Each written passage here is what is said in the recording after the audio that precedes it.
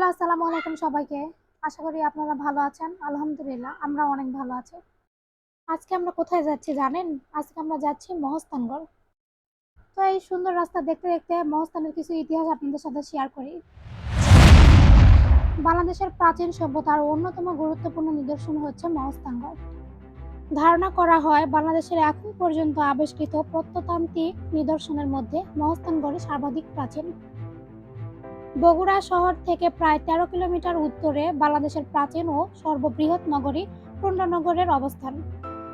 ঢাকা দিনাজপুরের পাশে অবস্থিত এই পূর্ণনগরী হচ্ছে মহস্থানগড়।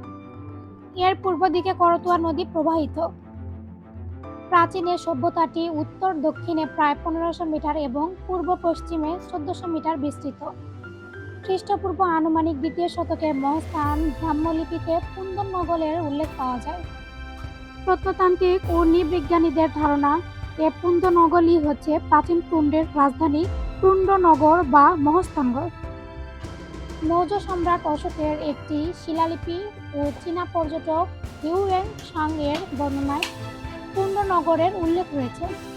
হিউয়েন সাং এর বর্ণনা থেকেই আলেকজান্ডার কানিংহাম ১৮৭৯ সালে মহস্থানকে পুণ্ড্রনগর বলে চিহ্নিত করে। ১৯৩০ সালে ব্রাহ্মী অক্ষরে বাংলার প্রাচীনতম শিলালিপি থেকেও প্রমাণিত হয় যে আজকের মহস্থানগড়ই বাংলার প্রাচীনতম শহর পুণ্ড্রনগর। বৌদ্ধ সভ্যতার প্রাচীনতম ধ্বংসাবশেষ এ পুণ্ড্রনগর বা মহস্থানগড় মৌর্য, গুপ্ত, পাল ও বিভিন্ন হিন্দু সামন্ত রাজাদের প্রাদেশিক রাজধানী ছিল।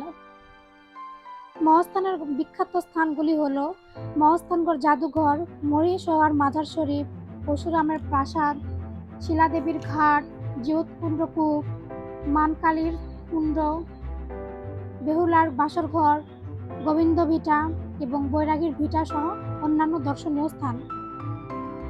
প্রাচীন বেষ্টিত ও প্রাচীন নগরীর দৈর্ঘ্য ৫,০০০ ফুট, প্রস্থ ৪,৫০০ ফুট এবং চারপাশের সমতল ভূমি থেকে প্রায় ১৫ ফুট উঁচু। প্রাচীন নগরটি দক্ষিণ পশ্চিম ও উত্তর পরিখা দ্বারা পরিবেষ্টিত ছিল বলে ধারণা করা যায়। এখানকার স্থাপত্য শিল্প প্রাচীরের গায়ে জ্যামিতিক নকশা, সিঁড়ি প্রভৃতি মুঘল আমলের মুসলিম সাহিত্যের ইঙ্গিতবাহী। প্রাচীন বাংলার তথ্য উদ্ভাবনে মহস্থানগড়ের তথ্য সম্পদের ঐতিহাসিক গুরুত্ব রয়েছে। সার্বিক বিবেচনায় বাংলাদেশের সমাজ ইতিহাস অধ্যয়নে মহস্থানের গুরুত্ব অপরিসীম। মহস্থানগড়ের অনেক দর্শনীয় জায়গার নাম বলেছি ভিডিওতে, কিন্তু সবকিছু দেখানো সম্ভব হয়নি সময়ের ক্ষেত্রে। তো নেক্সট কোনো ভিডিওতে আপনাদের সাথে শেয়ার করব এবং ডিটেলসে বলার চেষ্টা করব।